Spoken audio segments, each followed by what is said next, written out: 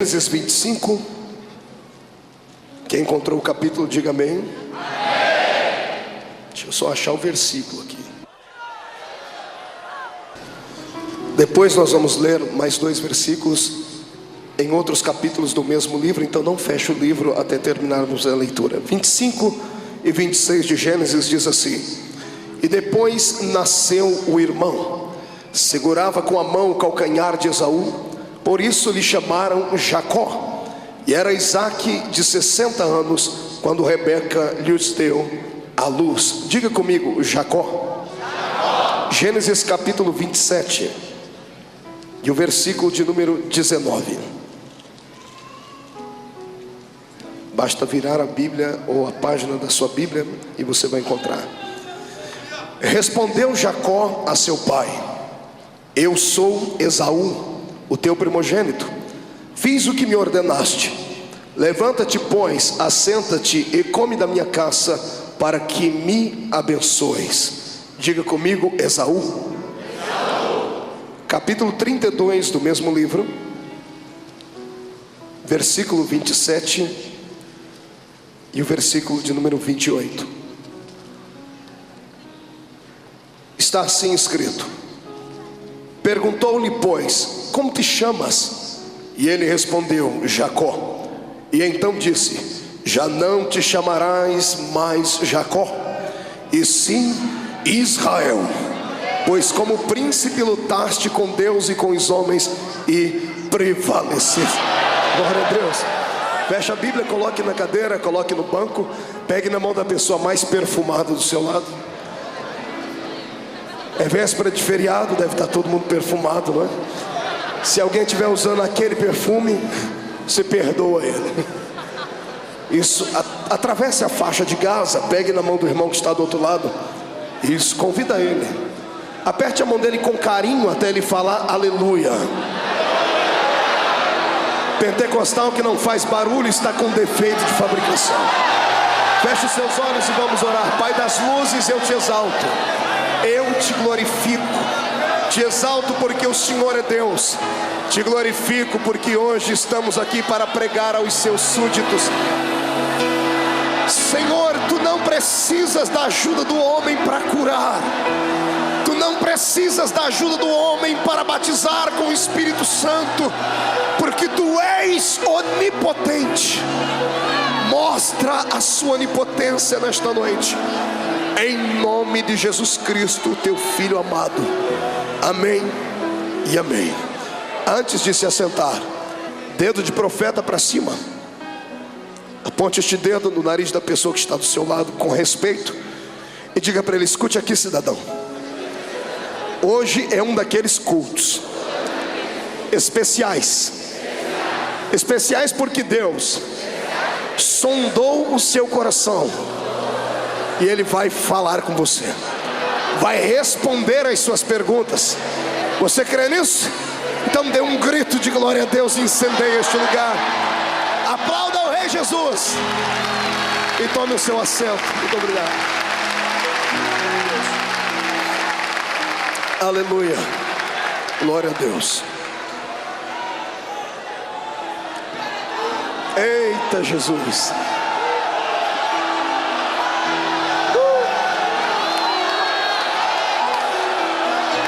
Aleluia. É hoje, Jesus. Glória a Deus.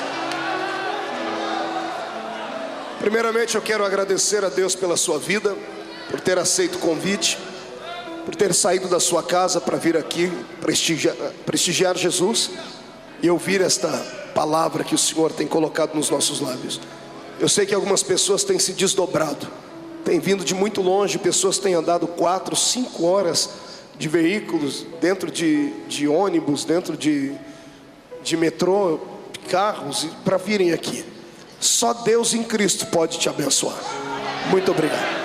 Essas pessoas que estão de pés escoradas na parede, só Jesus sabe como você é importante para nós.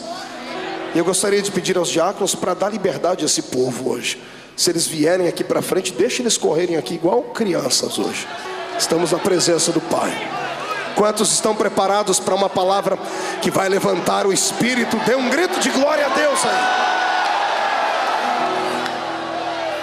Pois bem, amanhã é um dia muito especial para mim.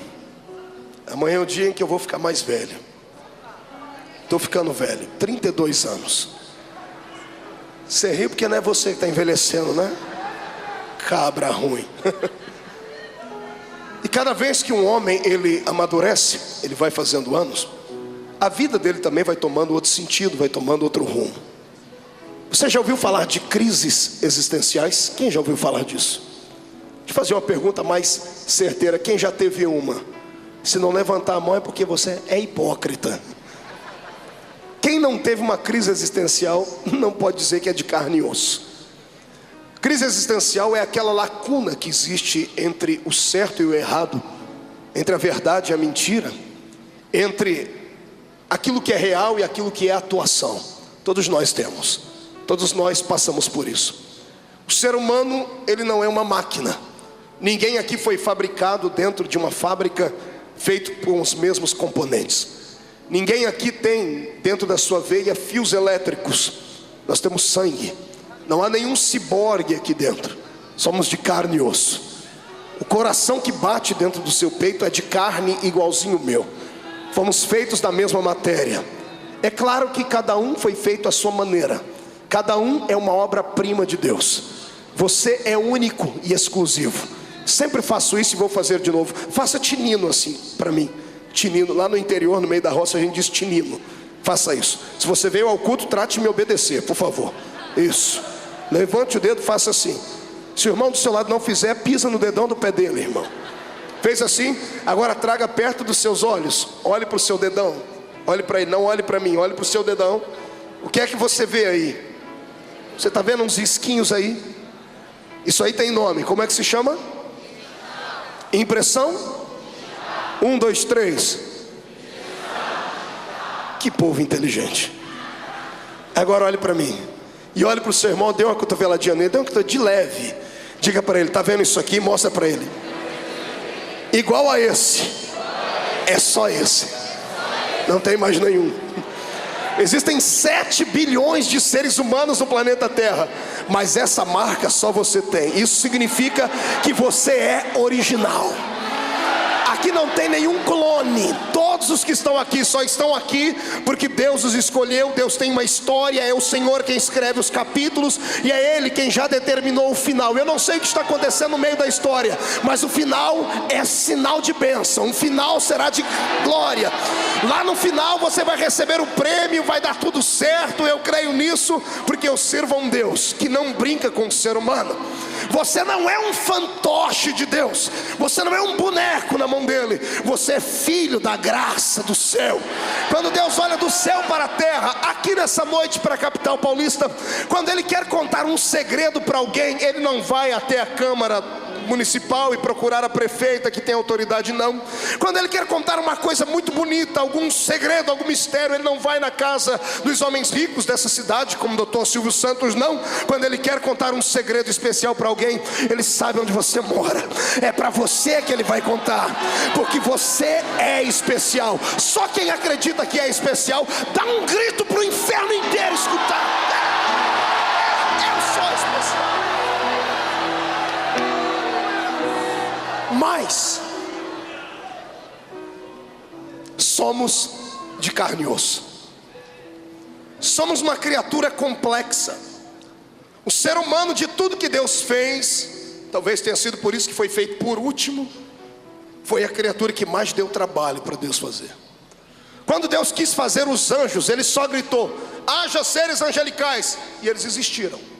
Quando Deus foi fazer a mim e a você, Ele não disse apenas haja um ser humano. Ele trabalhou. Ele usou 2 matérias para fazer a mim e a você.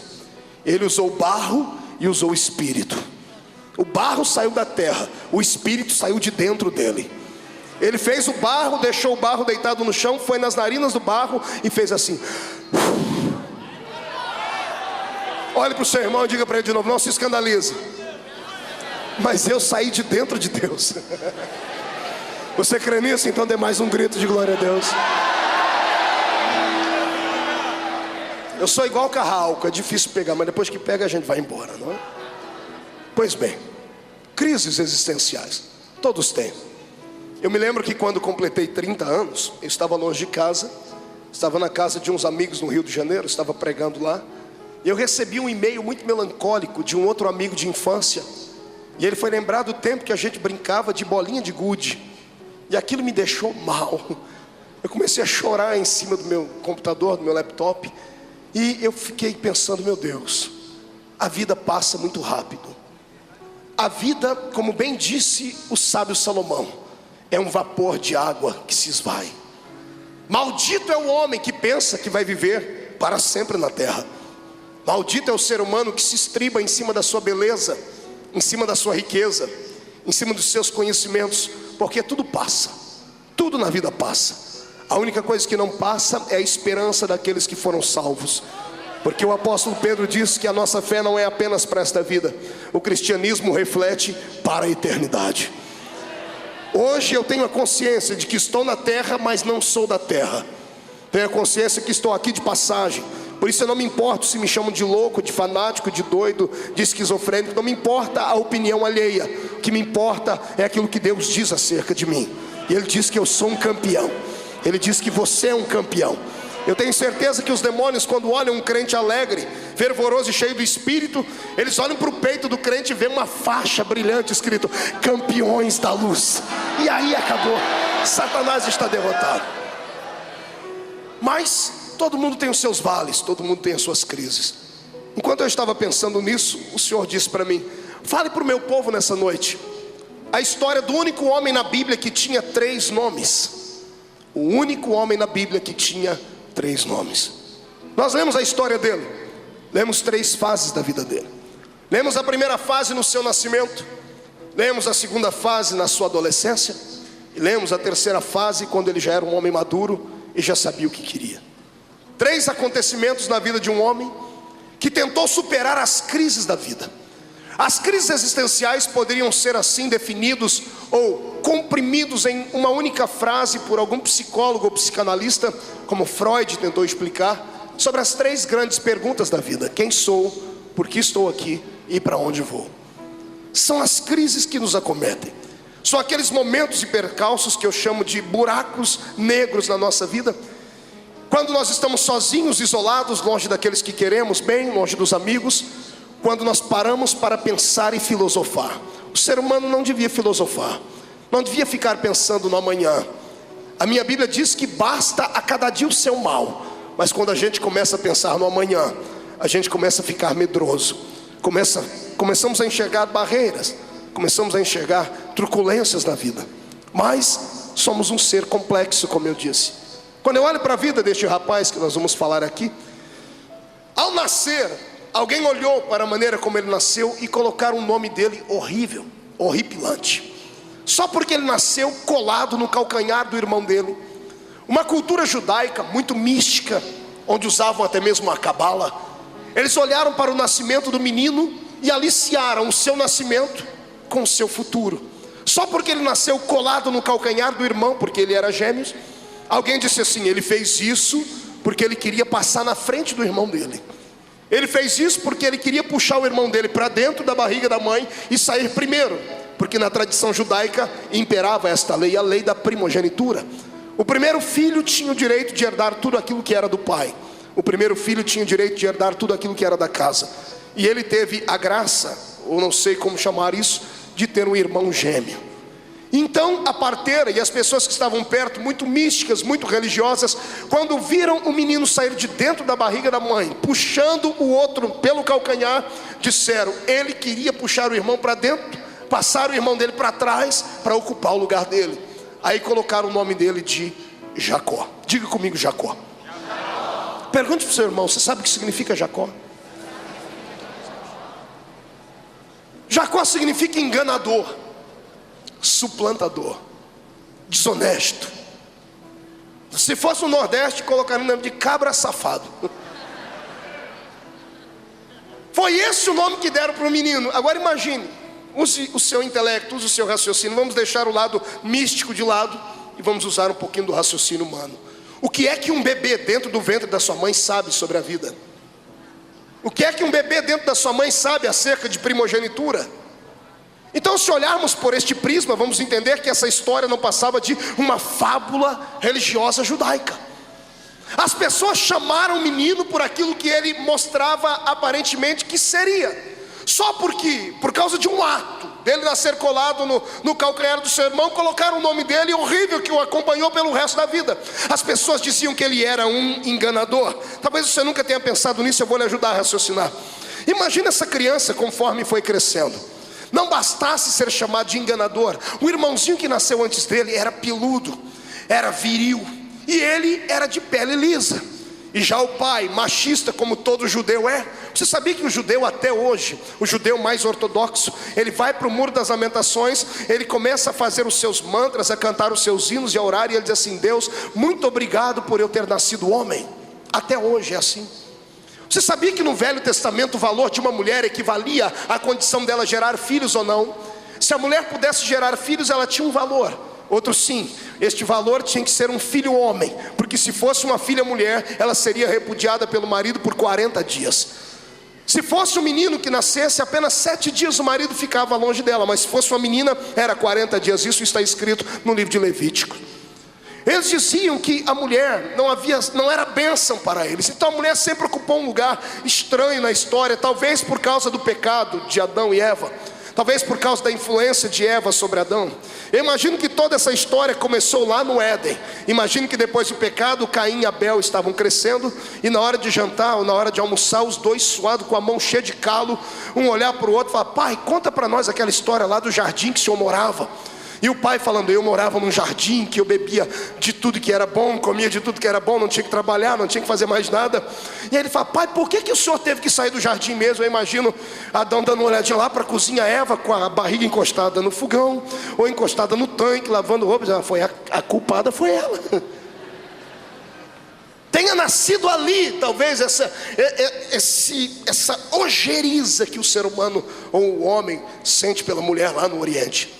Então imagine você que além do menino ter nascido com um nome maldito desse, ele ainda tinha traços que não deixavam o pai acreditar que ele seria um homem macho, másculo ou coisas assim. Então todas as vezes que ele, como criança, chegava um vizinho em casa, chegava um parente, ou chegava um compadre e dizia assim: aí, ô doutor Isaac, o senhor tem filhos? Tenho. Deixa eu lhe mostrar o meu primogênito. Venha cá, Esaú. Esaú significava peludo. Venha cá, viril. Venha cá, másculo. Venha cá, macho. Esse aqui é o meu primogênito. O senhor só tem esse aí. Eu tenho outro. Eu tenho um enganador. Eu tenho um suplantador. Eu tenho um desonesto. E o coitadinho ficou com isso dentro do coração, e ele ficava escondido debaixo da barra da saia da mãe. É isso que a Bíblia diz. Então a autoestima desse rapaz foi implodindo dentro dele, e deixou com que esse garoto crescesse com traumas na sua vida. Já na sua infância gerou na vida desse rapaz uma crise de identidade. Já na infância ele viu o pai aplaudir o outro. Ele viu o pai aplaudir o que era caçador. Ele viu o pai falar do outro que era peludo, que era másculo. Então ele cresceu com aquela imagem na cabeça, dizendo assim: o meu pai gosta mais do outro do que de mim. Essa história é tão antiga, mas ela é tão atualizada. Eu abro um parênteses para começar a explicar isso aqui. O que tem de gente aqui dentro hoje que não consegue superar as crises da vida, não consegue sair de dentro do buraco das crises, dos traumas, por causa das coisas e das palavras que as pessoas falaram sobre ela. Se o pai e a mãe soubessem a autoridade que há nos lábios, a palavra profética que sai de dentro do seu coração quando ele fala, ele pensaria 2 vezes para falar. O que tem de gente aqui impregnado com um espírito contrito, gente que não consegue desenvolver nenhum tipo de talento. Pessoas que são introvertidas, que são pequeninas, que quando olham no espelho se sentem mal. Sempre buscam uma outra figura em quem se espelhar, mas se sentem sempre os últimos. Gente que não consegue sair de nenhum tipo de lugar, não consegue alcançar nenhum tipo de sonho, que são frustrados, porque todas as vezes que alguém olhou para ele na sua infância, ou mesmo na sua adolescência, colocaram um nome nele que não era o nome dele. As pessoas chamavam ele de Jacó, mas ele não era Jacó, porque o projeto de vida não havia nascido na terra, havia nascido no céu. Eu começo aqui a arrebentar a boca de Satanás e a dizer que todos os que estão me ouvindo aqui não são aquilo que as pessoas dizem que vocês são. Você não é aquilo que as pessoas dizem que você é. Você não é um cachaceiro, você não é um iletrado, você não é um bebum, você não é uma mulher de vida fácil, você não é uma pessoa atribulada, você não é endemoniado. Eu quero dizer aqui que você não é nada dos pejorativos que as pessoas dizem que você é. Eu quero que você abra nessa noite uma pastinha na sua mente, pegue tudo aquilo de ruim que falaram de você, dê um jeito de colocar dentro da lixeira, delete, porque a partir de hoje você vai saber quem você é de verdade. Você é aquilo que Deus escolheu você para ser. Parece brincadeira? Vem comigo. Jacó entra na escola, está sentado na carteira. Lá está o professor, rabino não sei das quantas. E ele começa a fazer a chamada. Peludo, viril. E o irmão dele diz: presente. Aí vai chamando os outros, vai chamando um por um, todos os nomes. E quando chega no pequenininho já começa a tremer. Enganador, desonesto. Aí ele levanta a mãozinha: presente. Todo mundo olha para trás, com olhar de repúdio, com olhar de discriminação. Não há nada pior na vida do que você ser discriminado. Ser discriminado por causa da sua condição social, ser discriminado por causa da cor da sua pele, ser discriminado porque você não é uma pessoa influente. E o problema é que a discriminação chegou até dentro da igreja. O que tem de gente discriminado dentro da igreja? Discriminado porque não tem um sobrenome forte no contra-cheque. Discriminado porque não tem uma família. Um dia desse eu vi um pregador falar, eu fui convidado para um debate no rádio aí, em um estado do Brasil. Eu estava dentro do carro, o motorista do rádio foi me buscar no hotel. Eu ia entrar num debate com ele e ele, muito arrogante, começou a dizer assim: para falar comigo tem que saber muito. Se souber muito vai apanhar pouco. Porque para falar comigo tem que ter lastro. Porque o meu pai é pastor, o meu avô é pastor, o meu tataravô foi pastor, o meu tio é pastor, o meu filho é pastor, a minha mulher é missionária e tudo mais. Para falar comigo tem que ser lastro. Não pode ser igual a esses que caem de paraquedas por aí. Para não brigar com ele, eu falei para o motorista: volta para o hotel, porque eu não vou para uma miséria dessa.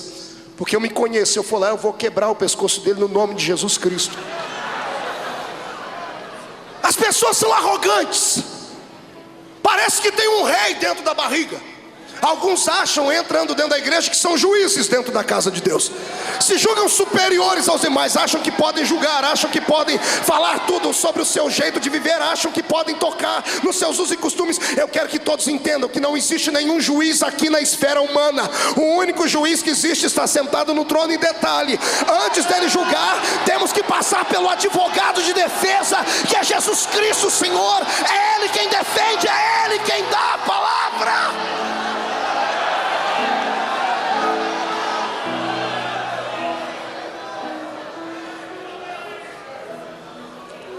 Imagina ele num baile de formatura, bonito, passou aquele trem na cabeça que endurece o cabelo. Como é que chama aquela miséria lá?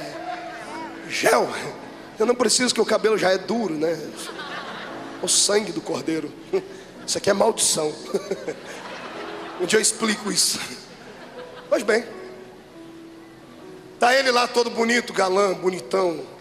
Arrumou uma namorada, não sei o nome dela.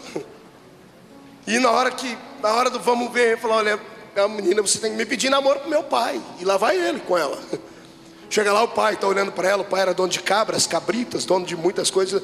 Pois não, filha, papai, esse aqui é o rapaz que quer me namorar, ele quer falar com o senhor. Pois não, qual é o nome dele? Desonesto,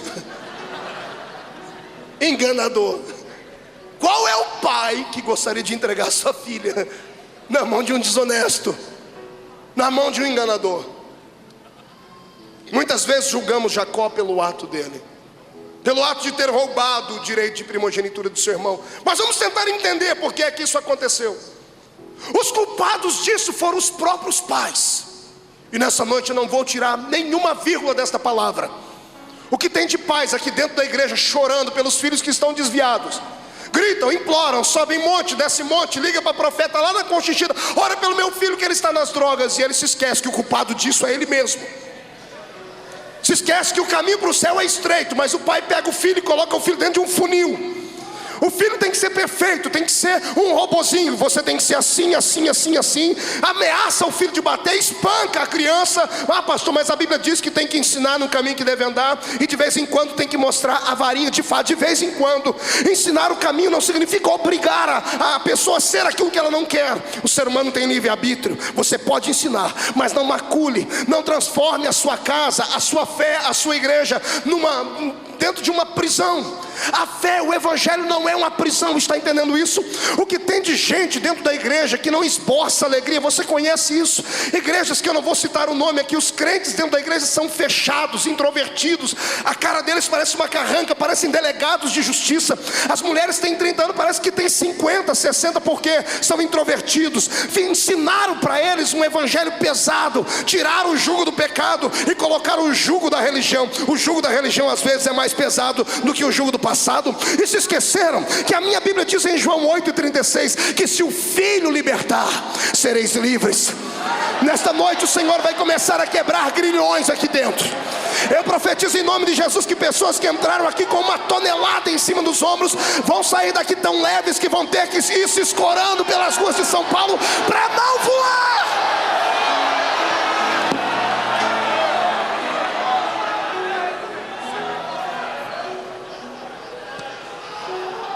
Esquentou. Eu quero nesta noite vir contra os demônios que provocam um sentimento de inferioridade. Se eu pudesse agarrá-los pelo pescoço, eu esganaria um por um deles, para eles tirarem as garras de cima da sua vida, porque eles não sabem com quem se meteram. Você não é aquilo que as pessoas dizem que você é. Você é projeto de Deus. Você é um projeto santo, você é um projeto perfeito. Deus não errou quando Ele te escolheu. Ele não errou. Pastor, mas Deus... Como é que Deus não errou? Pastor, olha a minha vida, eu não consigo ser santo, eu não consigo ser perfeito. Eu venho para a igreja, mas eu fico um pé aqui dentro, outro pé lá fora. Meu amigo, deixa-me lhe dizer a diferença entre Deus e o diabo. O diabo é igual um caranguejo, ele só anda para trás. Ele olha para você e só sabe falar do seu passado. Sabe por que Deus te deixa vivo? Porque Deus enxerga o futuro. Ai, que coisa linda! Quando Deus olhou para você, Ele enxergou o seu futuro. Sabe por que Deus não desistiu de você? Porque Ele enxerga além da visão humana. Acotovela o seu irmão e diga assim: ah, se Deus te mostrasse o que vai acontecer na sua vida daqui a 10 anos, daqui a 5 anos. Eu sei que muitos não podem ver, mas quem pode acreditar que será coisas boas? Então saia do chão para adorar.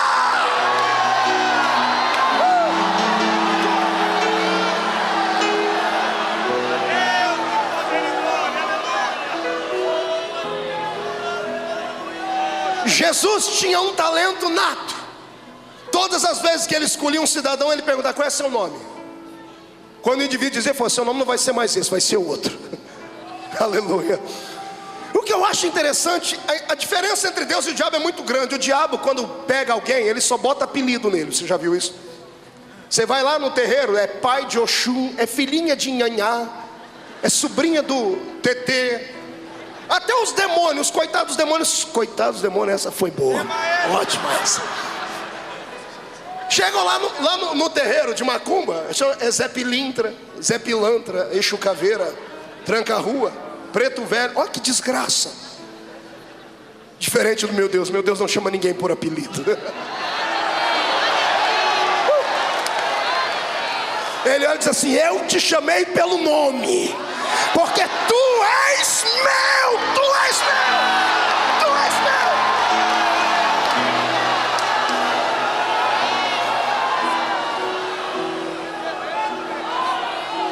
Qual é seu nome mesmo? É Simão Bajonas. Não, a partir de hoje é Pedro, tá bom? Qual é seu nome? Meu nome é Saulo. Não, a partir de hoje vai ser Paulo.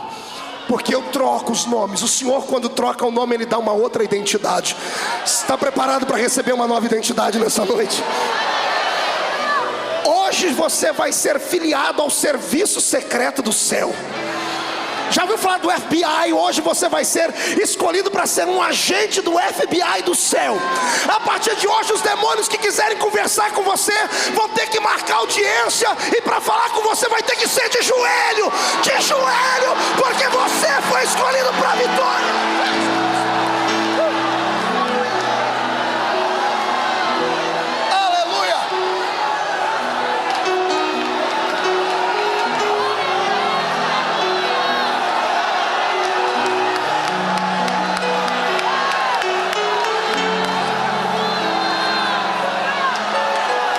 Pois bem, olha para cá. Esse pedaço da vida de Jacó jogou ele no lixo, jogou ele na lama. Ele não tinha aptidões para o futuro. Ele não conseguia traçar um objetivo para o amanhã. Ele dormia e acordava. Passava o dia todo pensando em ser como o irmão. Porque o irmão era. O pai havia feito tudo para o irmão ser, mas ele era o patinho feio da história. E isso gerou nele um sentimento de dor tão grande, que fez com que ele se tornasse naquilo que as pessoas haviam dito que ele era. Palavras têm poder. Eu quero falar para os pais: cuidado com o que você fala para o seu filho. Se você pudesse hoje chegar com a sua esposa em casa, esperar o bebê dormir, ou o filho adolescente, não importa a idade dele, estender as mãos sobre eles, primeiro pedir a Deus perdão por tudo que falou de obra contrária contra o filho, e abençoar o seu filho. Não se assuste se amanhã o filho rebelde se levantar para ser um pregador da palavra. Não se assuste, porque palavras têm poder. Essa história de maldição não é brincadeira, gente. A família da minha mãe são em 6 irmãs, 5 irmãs e um irmão, melhor dizendo. Meu avô sempre foi um cachaceiro inveterado. A maldita da manguaça é uma tribulação na vida dele. Era, porque Jesus libertou ele. Meu avô bebeu quase 70 anos. Hoje ele tem 85 anos, não bebe mais. E quando eu chego lá ele diz: ora por mim, meu neto. Eu abençoo ele em nome de Jesus. Mas meu avô lançou palavras contra as filhas e contra o meu tio. Na hora da ira, na hora da raiva, na hora de estar bêbado, na hora em que o espírito maligno se apossava dele, que ele dizia que nenhuma das filhas seria uma bênção, nenhuma das filhas seria uma mulher direita.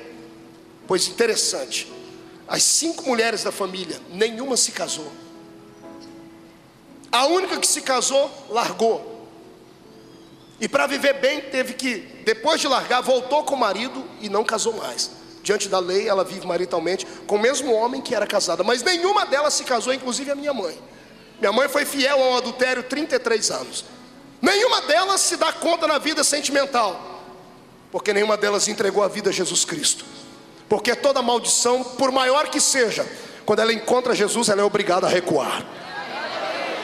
Mas a maldição só recua quando aquele que está debaixo dela reconhece o senhorio de Cristo sobre ele.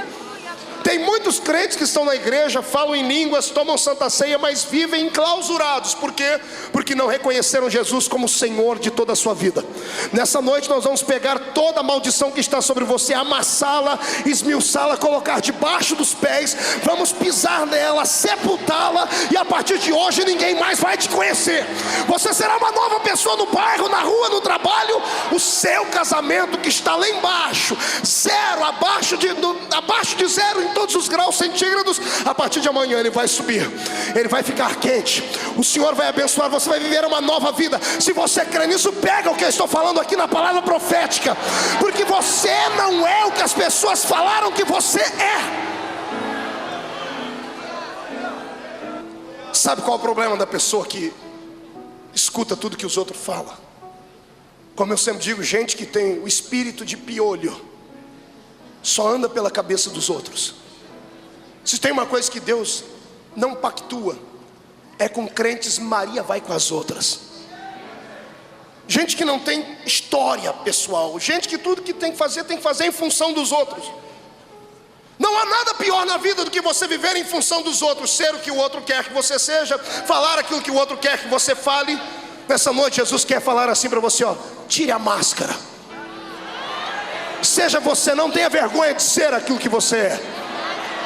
A princípio você não pediu para nascer. Ninguém que está aqui nessa terra pediu assim: Deus, eu quero ir para a terra agora nascer. Ninguém. Então se você nasceu, é porque Deus escolheu você para nascer. Já que você entregou a sua vida na mão dele, diga assim: Pai, o problema está nas suas mãos, eu quero é descansar. E descanse em paz, porque enquanto você descansar, Deus trabalhará no turno da noite e vai reescrever a sua história.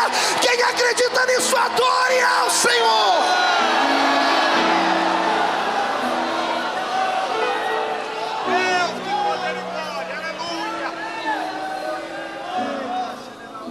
Aquilo deixou Jacó tão oprimido, por causa do primeiro nome. Só que ele era Jacó, porque os outros chamavam, mas o sonho dele era ser Esaú. Diga para o seu irmão, ele sonhava em ser Esaú. Olhe para cá e eu vou lhe dizer uma coisa que Deus me deu na primeira mensagem que eu preguei nos Gideões, em 1999. Eu contei aquela plateia, na época tinha umas 70 mil pessoas, e disse assim: a diferença entre a minha vida e a vida de outros é que um dia Deus explicou para mim que eu não devia ser um eco. Eu era um eco dos pregadores. Sabe o que é um eco? É aquilo que você fala lá longe vai falar Eu imitava todo tipo de pregador que você sonhar. Como a minha voz é modulável, é uma voz muito rouca, ela é fácil de imitar a voz. Então eu chegava no banco da mocidade, falava para a moçada: quem que vocês querem ouvir pregar hoje? E aí a gente tinha os nossos heróis, né? E alguém dizia: nós queremos ouvir hoje o pastor Gilmar Santos. Quem conhece o pastor Gilmar Santos aqui? Eu engrossava a voz, ia para o púlpito e começava assim: meu Deus, meu Jesus querido, eu não vou pregar mais. Só tinha um problema, não acontecia nada. Ai, Jesus, você ri, né? Porque não era você lá. E quando era para imitar um outro pregador, tinha um vozeirão muito forte, né? Eu engrossava a voz e assim: nesta noite, Deus. Eu pregava, fazia direitinho, dava até uns pulinhos igual eles. Pasme, eu era garoto, então você não pode me acusar. Até a língua estranha deles eu imitava. Pastor Takayama era o meu preferido, porque a língua dele era muito fácil. Hoje é meu amigo. Mas coisa de criança. E só que eu pregava e não acontecia nada. E um dia eu dobrei meu joelho e falei: pai, por que o senhor não me usa igual usa eles? Eu decorei a mensagem deles. Eu prego do jeitinho que eles pregam. Eu faço até os cacuetes, eu dou até os gritos. Por que o senhor não me usa como usa eles? O senhor disse: porque se eu precisasse de 2 Gilmar Santos, eu tinha feito 2. Se eu precisasse de 2 japoneses como Takayama, eu tinha feito 2. Mas no céu eu tenho um lugar específico para cada um. Só tinha um lugar para o Gilmar, um lugar para o Takayama. Eu falei: então eu estou perdido. O senhor falou: por quê? Porque o senhor não deve ter nada para mim. Como é que o senhor vai ter um lugar para um baixinho igual eu, que tem uma voz parecendo a taquara rachada? Não tem influência, ninguém na minha casa é crente, eu não tenho ninguém que é por mim. O senhor diz: mas você tem a mim.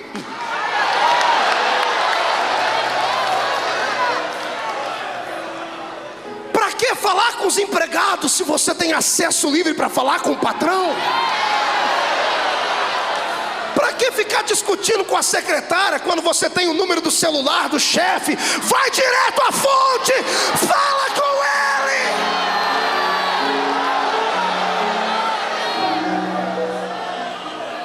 ele. Naquele dia o Senhor falou comigo: você não tem que ser eco, você tem que ser uma voz. Entendeu isso? Levante a mão direita, pegue no ombro do seu irmão com carinho, chacoalha ele até ele ficar irritado, por favor. Irrita ele, irrita. Diga para ele: você não tem que ser eco. Diga: você tem que ser uma voz. Diga: uma voz. Uma voz. Aqueles que querem ser uma voz, que adorem ao Senhor.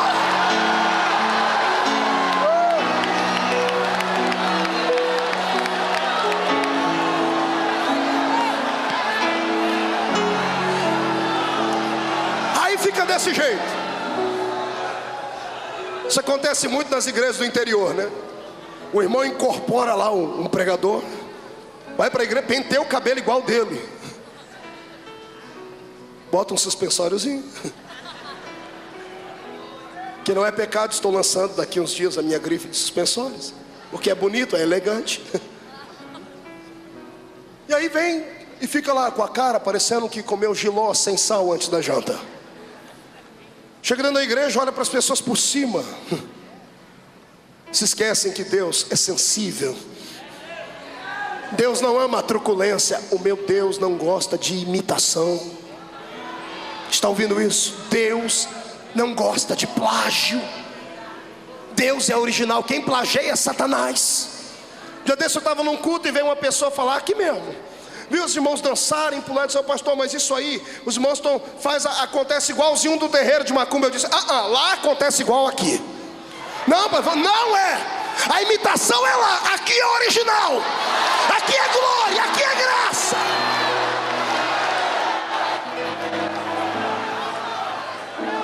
Está entendendo? Você não tem que ser uma imitação barata. Cá para nós, imitação barata dura pouco. Você sabe disso. Jacó estava com o espírito tão para baixo que ele sonhava em ser Esaú. A primeira chance que ele teve, o pai ficou cego, estava morrendo, ia ministrar a bênção da primogenitura sobre Esaú. Chama Esaú e diz: Esaú, vai, caça uma caça e faz para mim um guisado de lentilhas e traz, porque eu vou lhe abençoar. O menino Jacó, à espreita, de tanto ouvirem chamá-lo de desonesto, ficou, porque palavras têm poder. Se escondeu debaixo da saia da mãe, começou a chorar: mamãe, eu nunca mais terei uma chance. A mãe se compadeceu dele, ficou com pena do menino, ajudou ele a bolar um plano, um crime perfeito. Botou uma roupa no menino com um pelo muito grande, e ele chegou perto. Imagine, Esaú era viril, pai. Jacó, pai. Aí Isaac estava cego. Pai, já trouxe o guisado. Pai, epa, essa voz não é de Esaú. Traz o seu braço aqui, deixa eu ver se você é peludo. Quando o pai tocou, você é peludo. Você deve estar rouco, deve estar com problema de garganta. Qual é seu nome? Ele encheu o peito e disse: meu nome é Esaú. Aqui entra a segunda fase dele. É a pior coisa da vida de uma pessoa, é quando ela perde a identidade dela, quando ela não sabe mais quem ela é. Quando entra dentro de um culto, a pessoa era pentecostal há 500 anos atrás. Aí depois que se intelectualizou, entrou dentro da igreja, virou uma geladeira humana. Você fica olhando para esses bambambãs que tem por aí, esses homens que acham que são donos de igreja, acham que tem todo o conhecimento na cabeça só por causa das teologias, e aí vem e fala coisa bonita, mas que não toca o coração. Aí olha o que aconteceu com você, virou um iceberg humano. Vem para a igreja, acontece milagre em cima de você, cai neve em cima de você. O irmão que está do lado, coitadinho, se ficar 5 minutos perto de você, fica resfriado de tão frio que é. E o pior é que não era assim, já foi uma brasa de fogo tirada do altar de Deus. Nessa noite o Senhor quer que você retome a sua identidade original. Chega de ser aquilo que os outros pensam, chega de copiar uma coisa para si.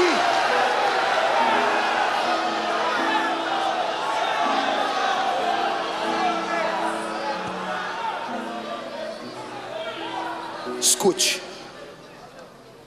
você não é comum.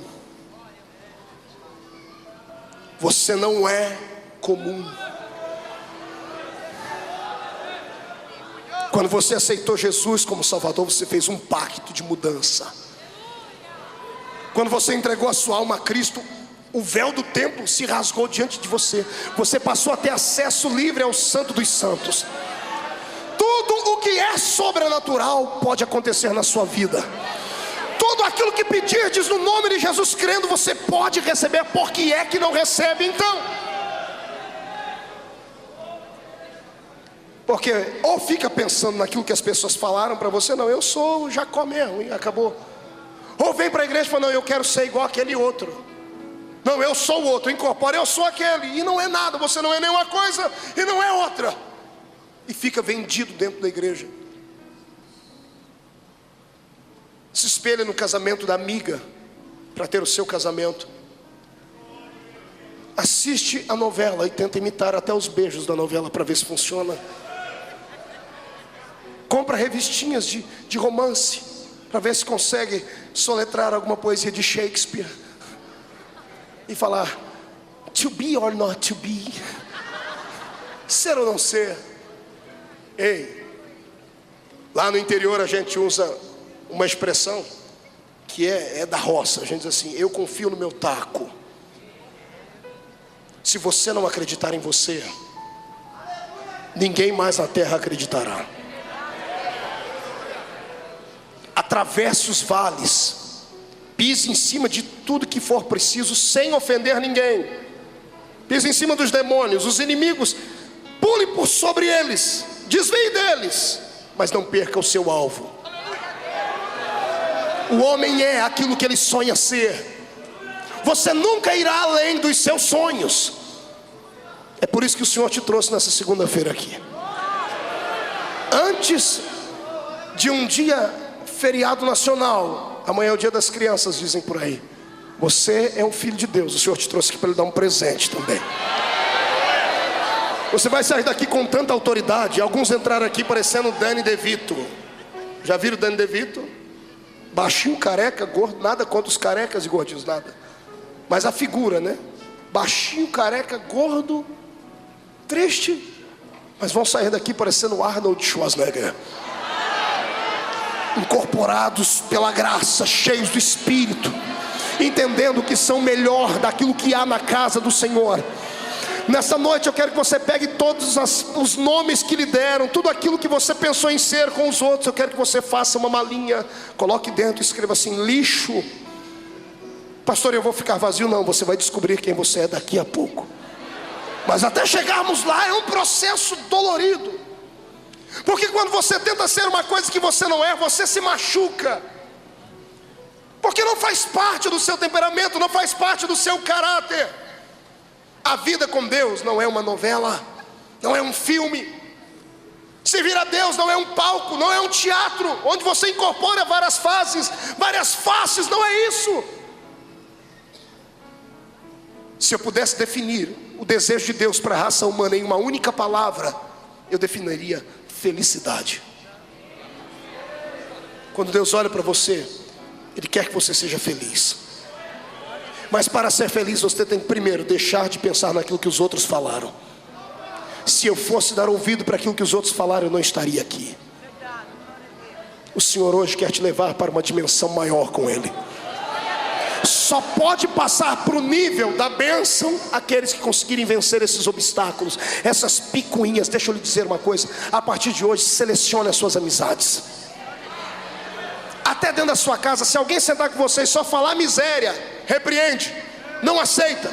Se alguém pegar o telefone, você viu que quando você viu quem caiu, grita no outro. Não, eu quero saber quem Deus levantou. Você pode me falar?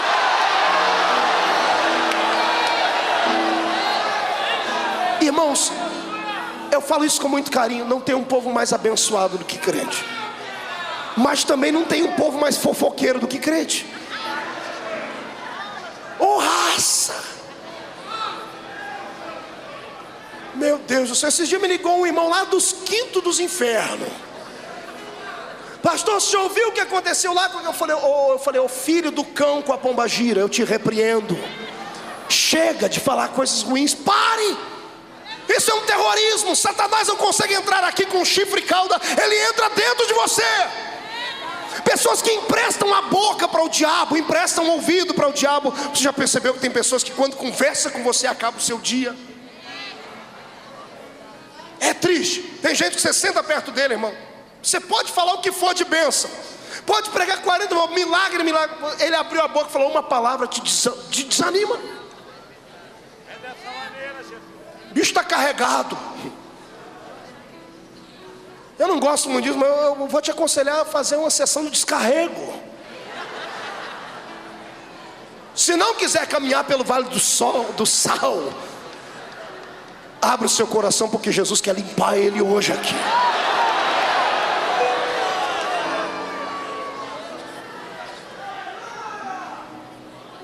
Algumas pessoas, quando vem falar com o pastor Marcos, falam: pastor Marcos, o senhor se acha, né? Eu falei: eu me acho a bala que matou John Kennedy, a única. Porque se eu não me achar, quem vai me achar? Se eu não me amar, se eu não gostar daquilo que Deus fez na minha vida, quem é que vai gostar? Por isso que antes de eu ter uma opinião alheia, eu tenho a minha opinião própria. Está entendendo? Deus quer que você faça isso hoje. Sabe o que vai acontecer com algumas pessoas aqui? Amanhã, quando acordarem e olharem no espelho, vão deixar toda a depressão de lado. Quando tomar um banho hoje à noite ou amanhã, tudo aquilo que não presta vai sair junto com o banho. Se ame. Você é a imagem de Deus. Você é semelhança do Altíssimo. Vou dizer uma coisa que você não acredita: quando Satanás te olha, ele se morde de inveja. Eu já preguei isso aqui. Ele era um anjo que regia o coral. era o adorador mor, era o príncipe do louvor, caiu, despencou, perdeu o lugar dele. Deus não colocou nenhum anjo no lugar dele. Deus veio na terra e fez você.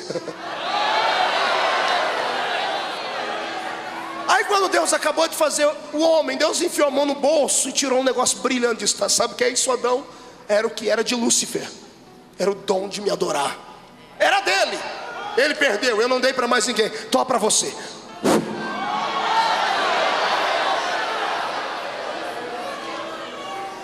O infeliz do cão, eu quero que ele me escute. Porque amanhã ele será adorado nesse país do Oiapoque ao Chuí. Então hoje eu quero que ele durma. Se é que ele durma, eu quero que ele durma com a orelha quente. Eu quero que ele saiba que existe um povo que não aceita o domínio dele, porque ele é derrotado.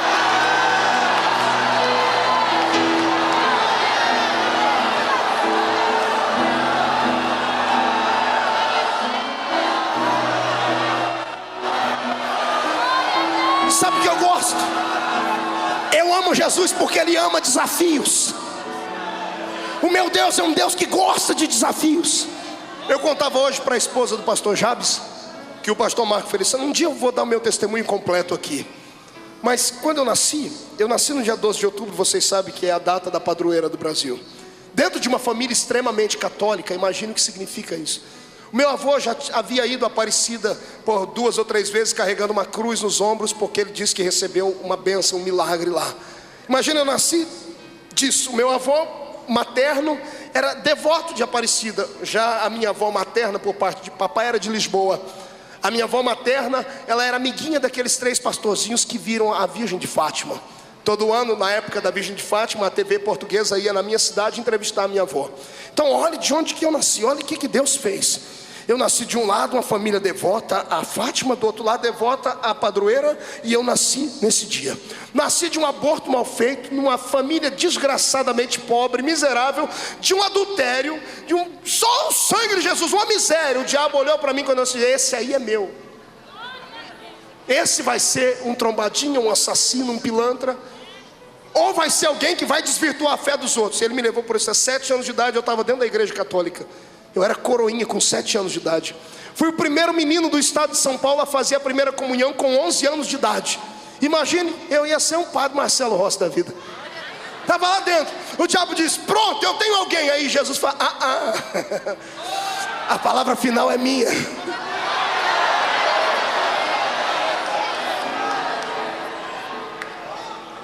Olha o que Jesus faz. Pega um rapaz que estava destinado a ser padre e transforma ele num pregador do reteté de Jesus.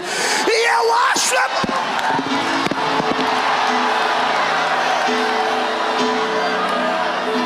E não fique escandalizado não, porque hoje o que Deus vai fazer na sua vida não tem ninguém que possa impedir. Se você crê nisso, receba a glória do Senhor.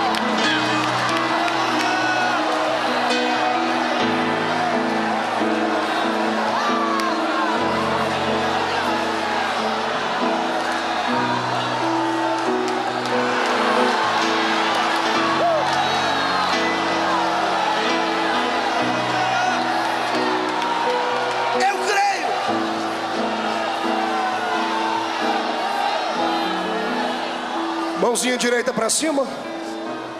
Agora nas costas da pessoa. Você faz um carinho nele, vai no ouvidinho dele bem melancólico e diz assim para ele: você não precisa ser Esaú. Diga: Esaú é muito pouco. Diga: Deus tem mais para você. Quem crê que Deus tem mais para ele?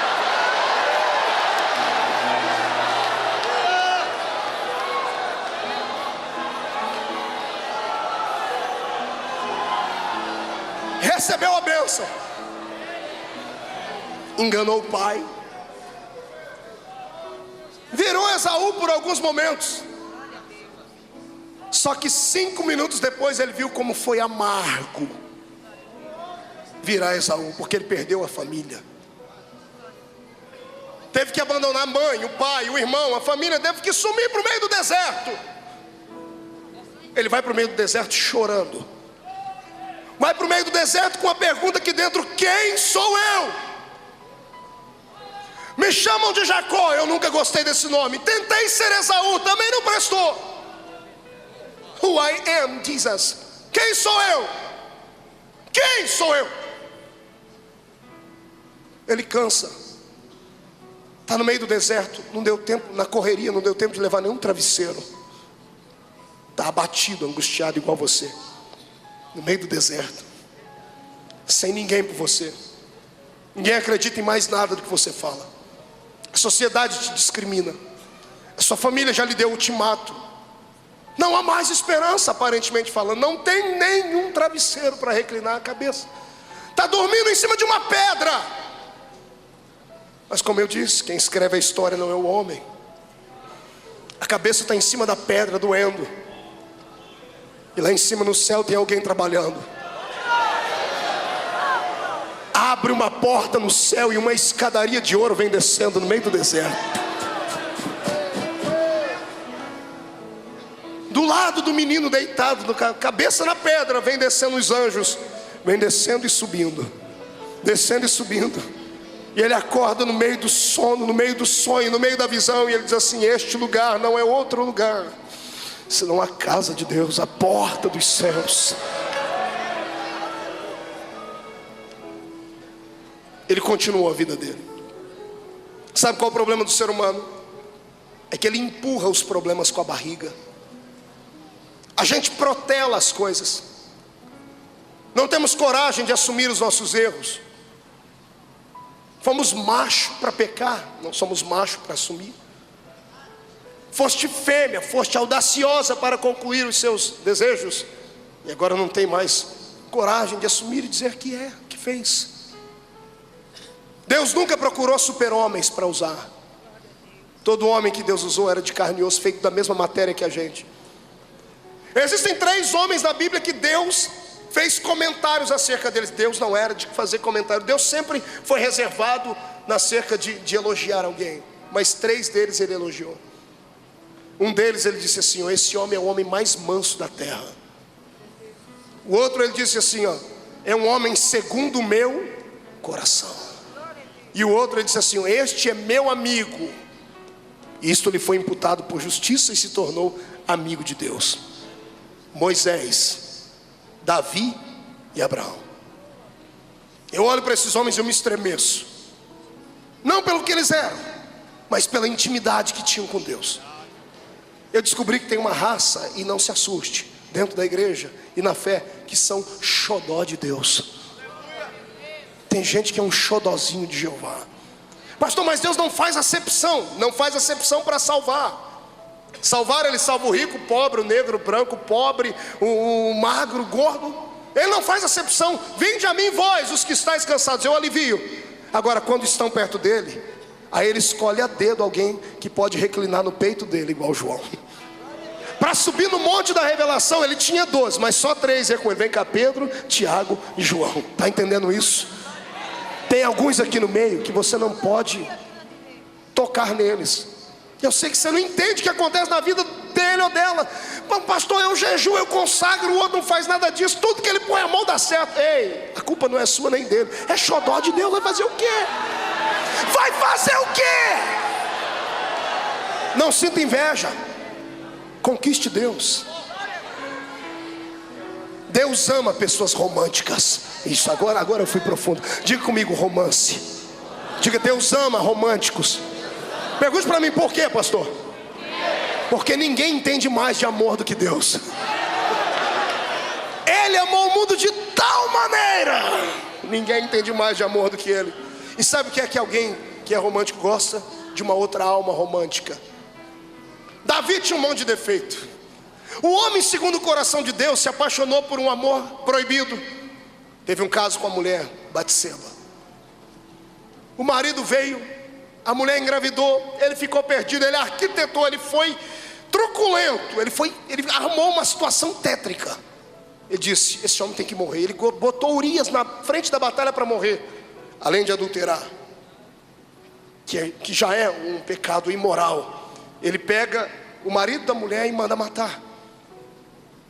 Para esse Deus disse assim: esse homem é um homem segundo o meu coração. O outro que ele chamou de manso, que era Moisés, o homem mais manso da terra, matou um com a mão e enterrou na areia. Abraão, que era amigo de Deus, contou uma mentira tão terrível que quase acabou com o reino do Egito. Abimeleque e a família dele, todos os homens ficaram com uma doença quase incurável, porque ele mentiu. E a minha Bíblia diz que quem mente é filho de quem? Eu não ouvi. Quem mente é filho de quem? Então calma aí. O homem para quem Deus fez uma promessa grande, que nele seriam benditos todos da terra, era um mentiroso. O outro que escreveu a metade dos salmos e é o nosso herói, era um adúltero e homicida. E o outro que era manso, que tirou o povo do Egito até a terra prometida, matou um com a mão e enterrou na areia. O dia que eu estudei isso, eu fiquei louco. Eu disse: Deus, o que é que esses homens têm que eu não tenho? O Senhor disse para mim: eles tinham os pecados deles, mas eram sinceros. A sinceridade reinava na alma deles. O pecado de Davi foi feio, mas pode ler na Bíblia que ele nunca escondeu de ninguém. Está aqui para qualquer um ler.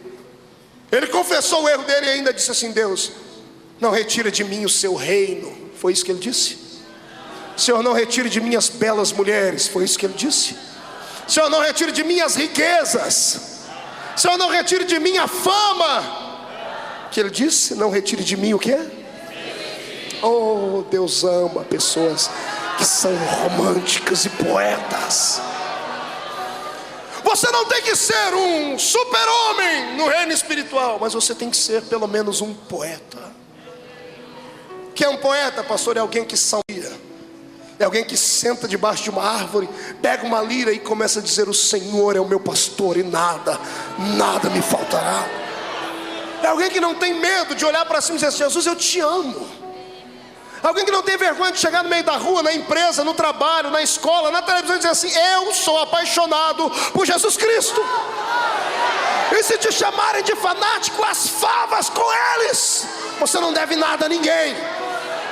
Você é especial. Existem algumas pessoas aqui que são especiais. Por isso Deus trouxe aqui para falar esta palavra.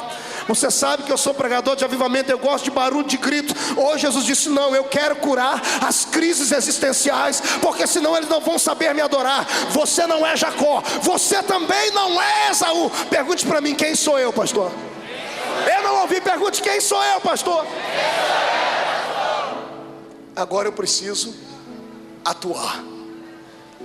Eu preciso de um anjo aqui. Vai você mesmo, vem cá. Um anjo grandão, né?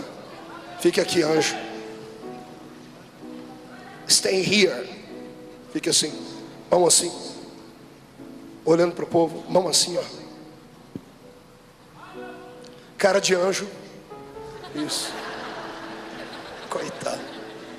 Quando eu venho aqui, o povo perde a estribeira, né? O rapaz, que eu já nem sei mais qual é o nome dele, porque eu não chamava ele de Jacó, ele pensava que era Esaú, está no fim da vida. Não no fim da vida do corpo, mas ele foi levado no limite da sua consciência. A maior prisão que um homem pode enfrentar está aqui. A consciência. A consciência é uma prisão. O que tem de gente preso aqui pela consciência. Pessoas que tudo que fazem, pensam e lembram do passado. O passado faz sombra em cima dos projetos do futuro, por isso que não andam. Tudo que ele fazia, e por mais que ele prosperava, sempre que ele dava um sorriso, ele dizia: olha quantas cabras e bois eu tenho. E por dentro ele dizia: mas eu não tenho paz, porque eu não tenho amizade na família. Na época podia, escute, na época podia, agora não pode, viu? Ele dizia: eu tenho 2 mulheres lindas. E aí a voz da consciência dizia: mas você não tem o perdão do seu irmão. Sou um homem rico, tenho 11 filhos. Na época ele não tinha o 12º, ele tem 11 filhos. E a consciência dizia: mas você deita e não dorme mais, porque ficou alguma coisa no passado para ser resolvido. E nesse dia, como Deus levou ele no limite, ele disse: não dá mais, daqui não dá mais para ir. Do que adianta ter tudo isso se eu não tenho paz por dentro? Não é essa a sua pergunta? Não é isso que te leva a buscar Deus aqui e ali em outra igreja? Não é isso que te faz ter fome de Deus? Busca da cura das suas ansiedades. Pois bem, se prepare que Deus vai lhe curar. O anjo está lá. E ele fala, mas se eu chegar de uma vez, o anjo voa. Se voar, eu perco a bênção. E imagina ele, vamos embora, levanta, não vai todo mundo embora. E imagina ele passando perto do anjo, fingindo que não está vendo. Oh vida, oh azar. Ai, como eu preciso de Deus e do perdão dele, me ajuda. Ai vida, eu preciso de alguma coisa diferente. Deus me responde, Deus me socorre. Ai, vou amarrar meu sapato.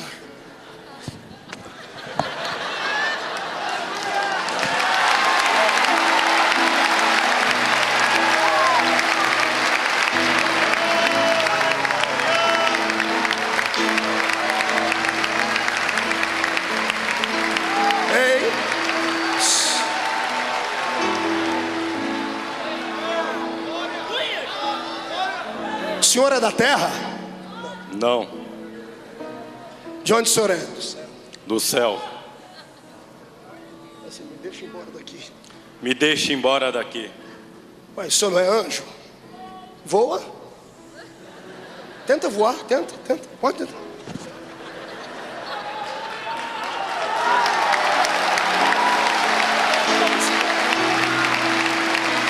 Fique aqui. Ei. O senso de humor de Deus é interessante. Você acha que um homem pode segurar um anjo? Hã? Você acha que um homem tem... A minha Bíblia diz que um anjo matou numa noite 185 mil soldados do reino da Síria. E agora tem um homem de carne e osso agarrado com o anjo, dizendo, daqui você não sai. E o anjo dizendo, me solta que eu quero voar. Aquilo era um teste para ver se ele ia soltar. Ele segurou e disse, só sai daqui depois que me abençoar. Mas como meu Deus gosta de desafios, o Senhor aumentou a luta. Se você não me soltar, eu te mato. Vai me matar. Se for morto por um anjo, eu vou para o céu. Eu não estou pecando, pode me matar não. Vamos nós dois juntos voando. Mas daqui você não sai. Só sai daqui depois que me abençoar. Aí o anjo tira a espada. Vem, dá na coxa. Bate na minha coxa. Fique aqui. Jacó andou a vida inteira dele. Onde ele passava, o aleijadinho. Ele dizia, estou aleijado, mas estou com a minha bênção.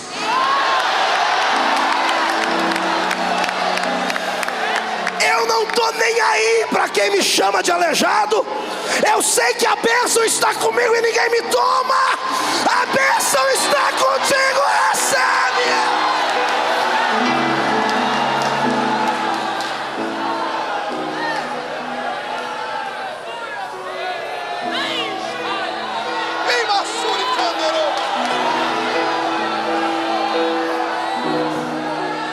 Já está amanhecendo. Jacó não larga o anjo de jeito nenhum. O anjo percebe que as forças dele estão esvaindo, então ele dá um jeito logo de adiantar. Você não vai me soltar? De jeito nenhum. Qual o seu nome? Isso jogou um balde de água fria nele. Fica aqui. Pô, de novo. A vida inteira. Esse foi meu problema. A vida toda a crise dele era o nome dele. Agora, além dos homens, um anjo pergunta, qual é seu nome? Detalhe, deixa eu te explicar. Esse não era um anjo comum. Era o próprio Jesus. Era Jesus que estava do lado dele. Foi Jesus que feriu a coxa dele para deixar uma marca. Por quê? Porque ele não dá uma bênção que não custe nada a ninguém. Entende isso? Deus não quer gerar filhinhos de papai. Aquilo que não custa nada não vale nada. Se você quer receber a bênção de mão beijada, vai catar coquinho na primeira descida que você encontrar em São Paulo. Aqui é lugar para gente que tem coragem de batalhar. Se não trabalhar, não recebe. Se não pagar o preço, não leva a bênção.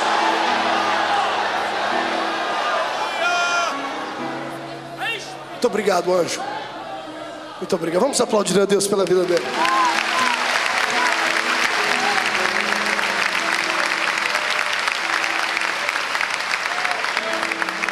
Esteja de pé comigo. Pegue na mão do seu irmão.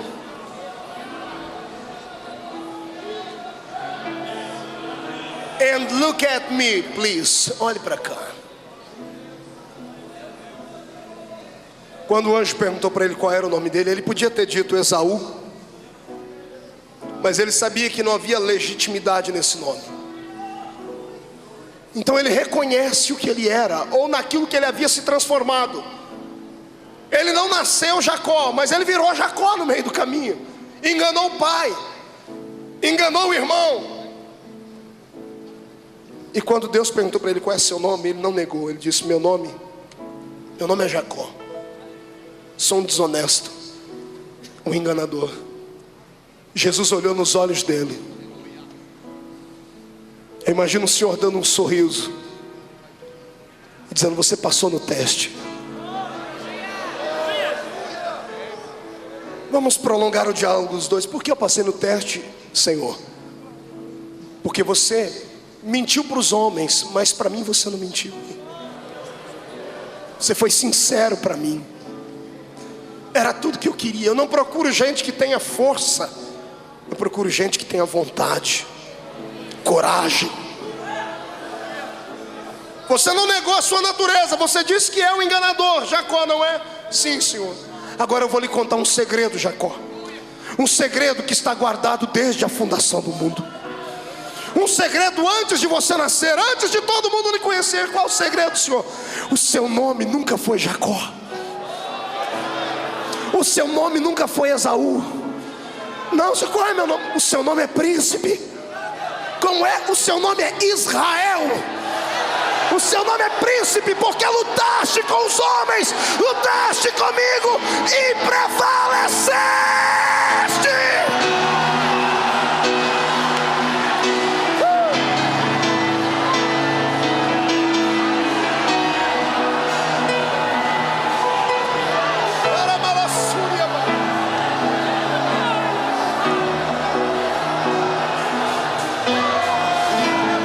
Perdoe aqueles que não acreditam em mistérios divinos, mas eu sou um pregador pentecostal e eu tenho visões. O Senhor me deu visões agora. Quando vocês adoraram a Deus, esse grito, eu vi as sepulturas abrindo e pessoas se levantando de dentro delas. O Senhor está me dizendo que pessoas que estavam mortas entraram aqui mortas por dentro, jogadas no chão, sem vontade de vencer, frustrados. O Senhor manda dizer que o Espírito de vida volta a soprar. A sepultura vai se abrir. Se prepare para ressuscitar.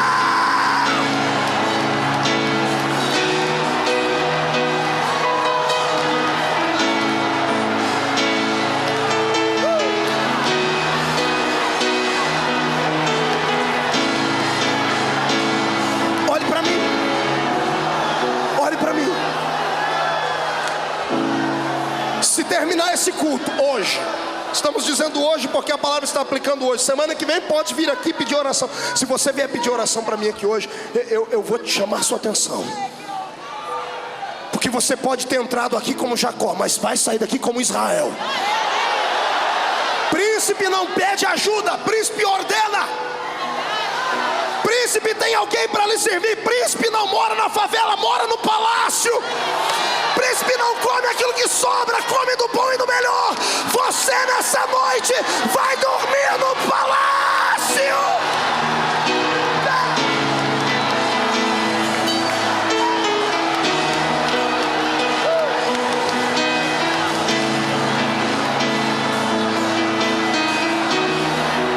Você é príncipe. Olhe para mim, solte a mão do seu irmão por um momento. Murcha a barriga e estufa o peito. Dê uma olhadinha para a pessoa que está do seu lado. Olhe para ela agora com coragem. E diga para ele: você acredita que é príncipe? Diga: acredita que é uma princesa? Pergunte para ele: onde está a sua coroa? Olhe para mim. Onde foi que a sua coroa caiu, príncipe? A coroa só cai da cabeça do príncipe quando ele se inclina, quando ele se curva e cai. O Senhor manda dizer hoje que você vai se inclinar agora pela última vez, para pegar de volta a coroa que está no chão. Você vai pegar a coroa, vai limpar ela, vai dar um polimento nela, vai colocar na cabeça.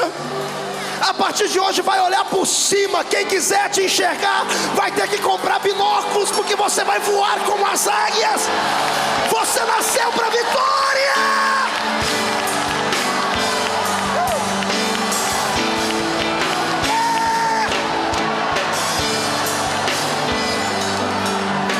Segura um pouquinho.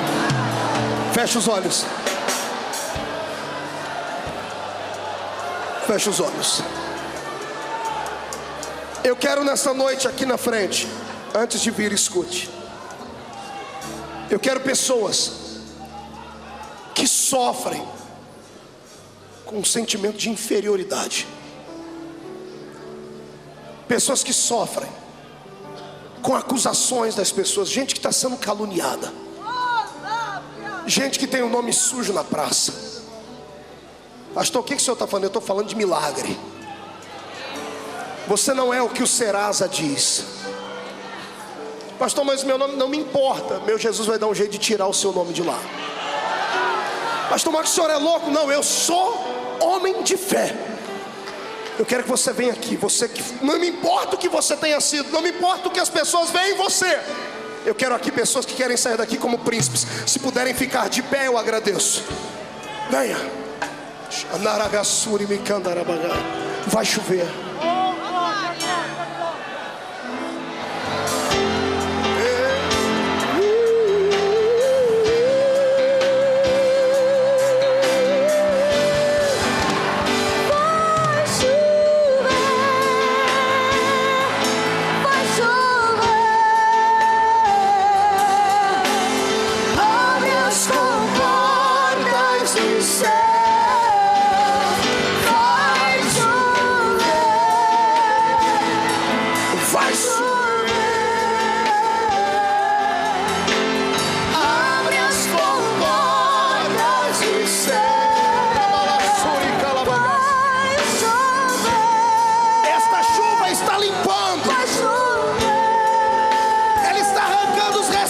De Jacó.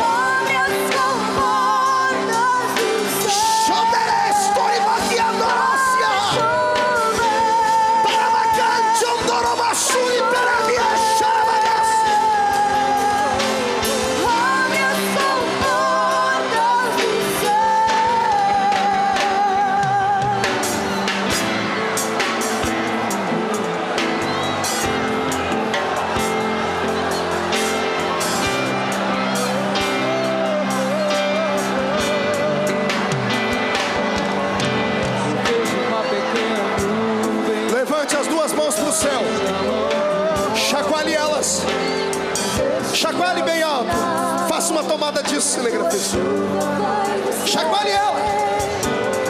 Eu profetizo em nome de Jesus que descerá sobre a palma da sua mão agora uma unção de glória, uma unção de prosperidade. O Senhor está entregando uma nova identidade nas suas mãos. Recebe ela. Recebe ela. Agora coloque as suas mãos em alguém. E a tua chuva vai descer. Vai chover.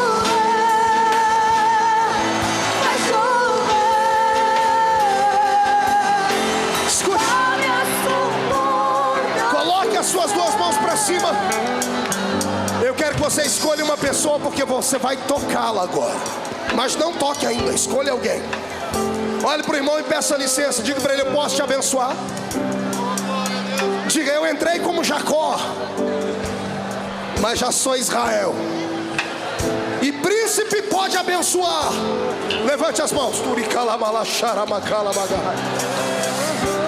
Coloque as suas mãos de forma profética sobre a pessoa e diga para ela: em nome de Jesus, Você não é mais a mesma pessoa. Você não é o que dizem de você. Você não é o que você pensa que é.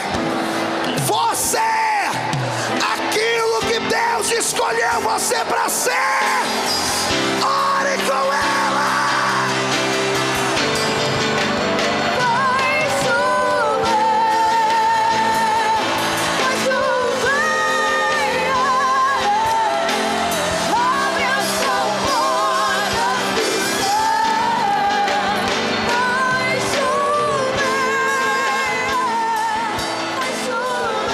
Diga comigo em alto e bom som, em nome de Jesus. Todos os espíritos que provocam descrédito, que trabalham para macular o meu nome, que se alimentam da minha destruição, da minha fraqueza, que provocam complexos de inferioridade, que trazem frustração, que acabam me levando à depressão. Eu ordeno. Diga, não estou pedindo, eu estou mandando. Venha para a palma da minha mão agora. Pegue, fecha a sua mão, fecha. Feche. Eu acredito que daqui, num raio de 500 quilômetros, os demônios que tinham estão na palma da sua mão. A minha Bíblia diz que um homem ficou possesso e o demônio chamava-se legião. Uma legião romana era composta por 6.000 soldados. Se um homem pode ter 6.000 demônios dentro dele, você pode ter 6.000 demônios na palma da sua mão. O que eu vou dizer agora eu nunca disse. Até o seu vizinho vai ser abençoado. Até o cachorrinho que está doente vai ser curado. Não, eu vou mais. Aquela planta que não nasce vai brotar. Porque os demônios que provocam isso estão na palma. Segura eles. Você está curado por dentro. 1,5. Pode pegar a caixinha de Lexotan, os antidepressivos, aquilo que não te faz dormir, pode jogar dentro do vaso sanitário e dar descarga. Eu não estou falando isso de maneira irresponsável, digo isso pela fé, porque o espírito abalado está recebendo a potência de Deus hoje. 2, há um avivamento chegando na sua casa, mas é tão grande que vai assustar. 2,5. Como príncipe, se prepare para ter uma vida de príncipe. Se prepare para ter o seu palácio e seus súditos. Se prepare para a bênção. 2,75. Satanás é pobre, desgraçado e miserável. 3, jogue no chão.